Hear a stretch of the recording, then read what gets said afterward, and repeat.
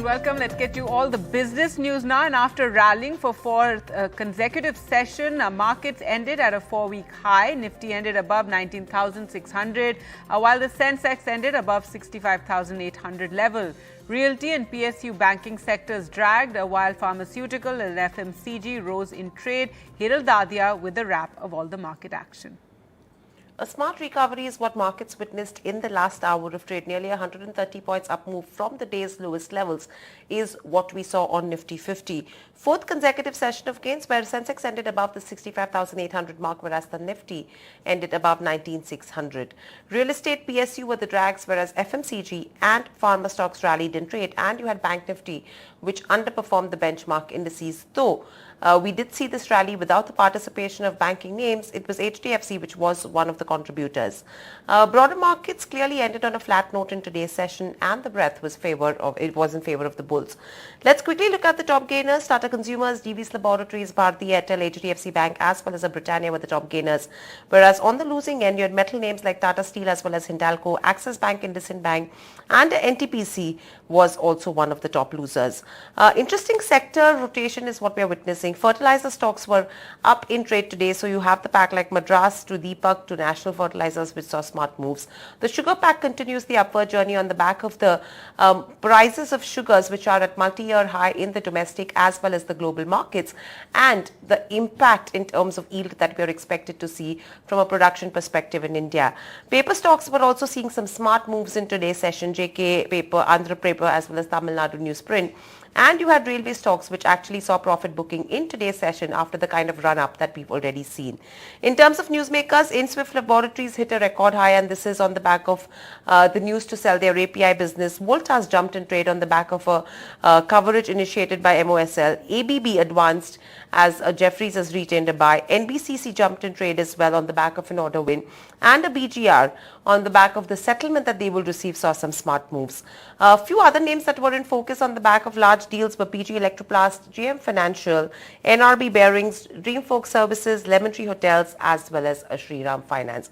So here you see a lot of newsmakers, a lot of movers and shakers in trade today, but the market was interesting where a good recovery that did come in the last hour of trade, and to be noted without the participation of banking majors as well.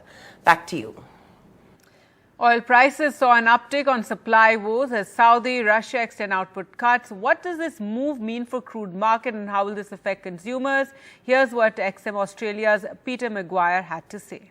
What we've experienced over the last week and a half has just been very, very much game on. You're up probably the best part of 7.5% to 8%. It was bid up strongly going back about 6 or 8 hours ago, and it's given back a little bit of that hot steam, but you've still got Brent sitting at $90.20. You've got WTI just shy of $87. And as you mentioned, 10-month high for crude, Saudi and Russia rolling that over to December.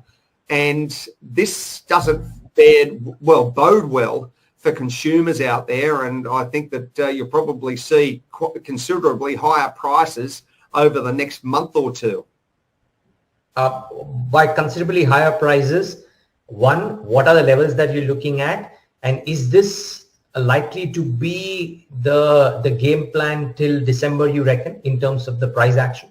I think you're going to be bid up over the next couple of months and leading into December. You've got to also look at seasonality demand, any issues as far as hurricane to impact the US side of things as far as production. And as far as a price point, well, your best part of $91, you've got to be saying that probably 100 is very achievable. I don't know whether it's going to take out that in September, but many analysts are now talking. That's the hum that I'm hearing. Many are saying that it's very achievable for 100 sometime this month.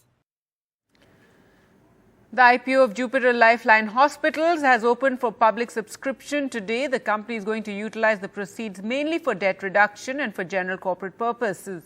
So should you subscribe for the IPO, and how do the company's financials look? Mehika Barve joins us with the details. Jupiter Lifeline's Hospital's initial public offering opens today and will stay live until September 8th. But should you subscribe? Here are some details. Jupiter Lifeline is a multi-speciality tertiary healthcare provider in Western India and currently operates 3 hospitals in Thane, Pune and Indore. The company aims to raise over 800 crores via a fresh issue of 542 crore rupees and an offer for sale worth 327 crore rupees. The IPO price band is in the range of 695 to 735 rupees per share, and the IPO proceeds will be used for debt repayment and other general corporate purposes.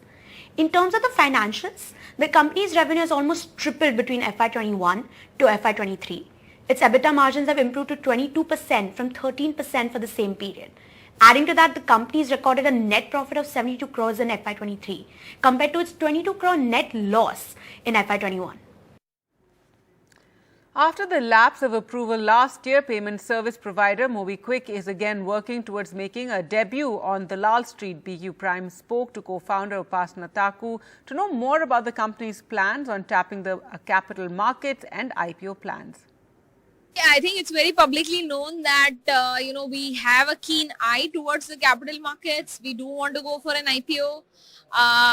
We gave it one shot in 21. Since then, the markets have just not been there. Now the markets are reviving.